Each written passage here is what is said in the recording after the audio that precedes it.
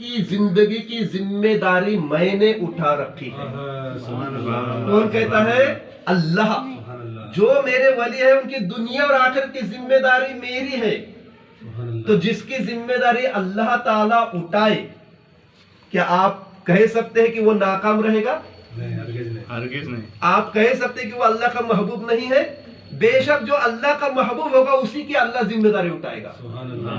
बेशक जो अल्लाह का प्यारा होगा उसी की अल्लाह जिम्मेदारी उठाएगा।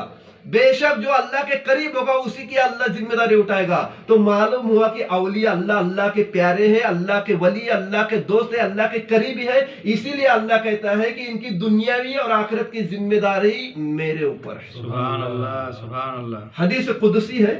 हदीस कुदसी उसे कहते हैं कि अल्लाह डायरेक्ट कहता हो, इसमें कोई सहाबी का दखल नहीं है। अल्लाह कहता हो, रसूलुल्लाह खुद सुनते हो और रसूलुल्लाह तमाम दुनिया तक पहुंचाते हो।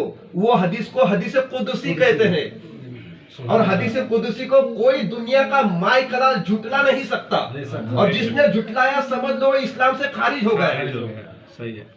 हदीस कुदसी डायरेक्ट अल्लाह कहता है, इसमें किसी का दखल नहीं। और डायरेक्ट रसूलुल्लाह सुनते हैं और रसूलुल्लाह तमाम अल्लाह के बंदों तक पहुंचाते हैं। वो हदीस को हदीस कुदसी कहते हैं। हदीस कुदसी है, अल्लाह ताला कहता है कि मेरे बंदों में बाज बंदे ऐसे होते हैं जो फराइज के अलावा रातों में नफली इबादत करते हैं, रातों में नफली इबादत करते हैं और मेरा कुर्ब हासिल करते हैं, मेरा कुर्ब हासिल करते हैं। और जब वो मेरा कुर्ब हासिल करते हैं तो फिर मैं उनके इतना करीब हो जाता हूँ, इतना करीब हो जाता हूँ, जुबान उनकी होती है, बोलना मेरा होता है, हाथ उनका होता है, पकड़ना मेरा होता है, पैर उसका होता है, चलना मेरा होता है, आंख उसकी होती है, देखना मेरा हो जाता है।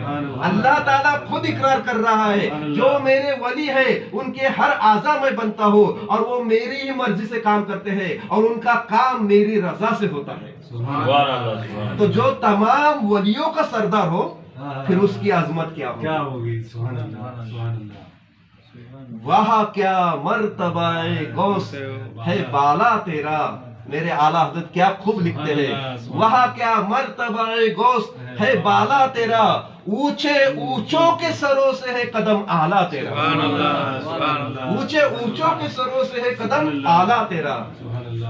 सर भला कोई क्या जाने कैसा है तेरा, सर भला कोई क्या जाने कैसा है तेरा, औलिया मलते हैं आंखें वो है तलवा तेरा। सुभान अल्लाह, सुभान अल्लाह। वो भला क्या दबे जिस पर हो हिमायत का पंजा तेरा। इसीलिए तो हम सीना ठोक कर हर बात कहते हैं, वो भला क्या दबे जिस पर हो हिमायत का पंजा तेरा, शेर को खतरे में लाता नहीं कुत्ता तेरा। गौसुल आजम की शान बड़ी अजमत वाली है। आप माजर जात वली पैदा हो गए। माजर जात वली उसे कहते हैं जो पैदा होते ही वली है, पैदा होते ही गौसुल आजम वली है। एक रमजान को पैदा हुए, वहां से आपने रोजा रखना ही शुरू किया।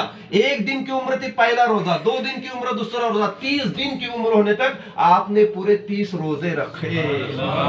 फिर ऐसे वली को मादर जात वली नहीं कहेंगे तो और क्या कहेंगे? बेशक। और आपका रुतबा सुभान अल्लाह। जब आपकी उम्र 5 साल की हुई और मदरसे में भेजा गया मकतब में पढ़ने के लिए, उस्ताद के पास बैठे, उस्ताद ने कहा पढ़ो बेटा औज़ु बिल्लाहि मिनश शैतानिर रजीम। तो सैयदना गौसुल आजम ने जो औज़ु बिल्लाह से शुरू किया, बिस्मिल्लाह भी हुआ, सूरह फातिहा भी हुए, सूरह बकरा भी हुआ, सूरह आले इमरान भी हुआ, करते करते कुरान पाक के 18 पारे सुना दिए। सुभान अल्लाह, सुभान अल्लाह। गौसे पाक ने उम्र के 5 साल में पहले ही दिन मदरसे में गए, औज़ु बिल्लाह से जो शुरू हुआ तो 18 पारे सुना दिए।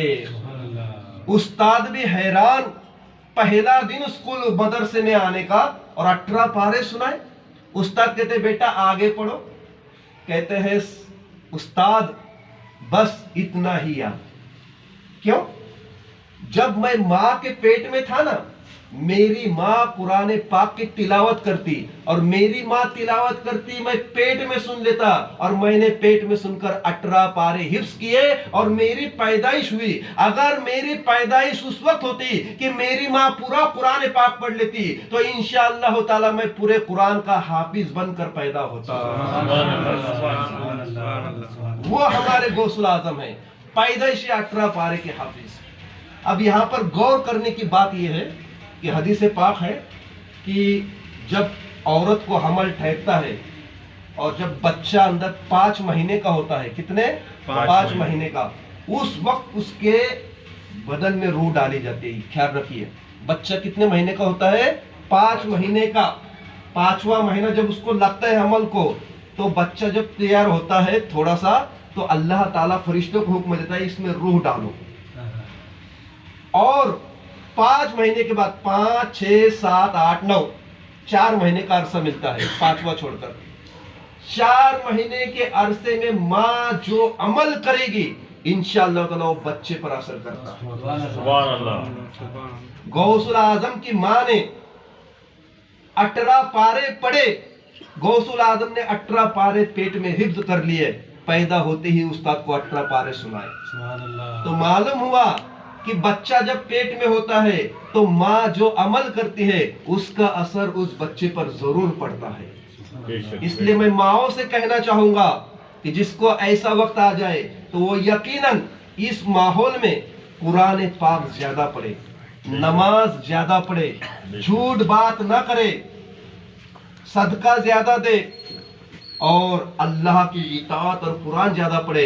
इंशाअल्लाह आप खुद देखोगे हमारे बच्चों में उसके असर जरूर पाए जाएंगे, बेशक जरूर पाए जाएंगे। आज होता है उल्टा, बच्चा पेट में है, माँ आराम से है, नमाज का कोई ख्याल नहीं, पढ़ती ही नहीं हमारी माएं बहनें नमाज। बच्चा पेट में है, जुबान पर गालियां हमारे माएं बहनों के।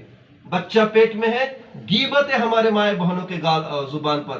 बच्चा पेट में है, टीवी हमारे माए बहनों के सामने गाना गुनगुनाती है, गालियां भी बकती है, गीबत भी करती है, कैसे कैसे कलिमात बोलती है। मुझे बताइए इस्लामी बहनों, अगर हमारा अमल ऐसा रहा तो हमारे पेट में कौन सा वली पैदा होगा? अमल से जिंदगी बनती है।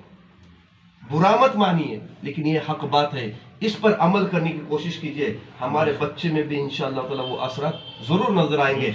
याद रखिए मान लो, हर इंसान पर 2 ही चीजें असर करती है, एक तो नस्ल का असर होता है या तो सोहबत का असर। सोहबत अच्छी हो तो असर अच्छा होगा, सोहबत बुरी हो तो असर बुरा होगा। या तो फिर घर का माहौल, इसे नस्ल कहते हैं हम, तरबियत जिसे हम कहते हैं, संस्कार जिसे हम कहते हैं, ये 2 चीजें इंसान पर अमल करती है।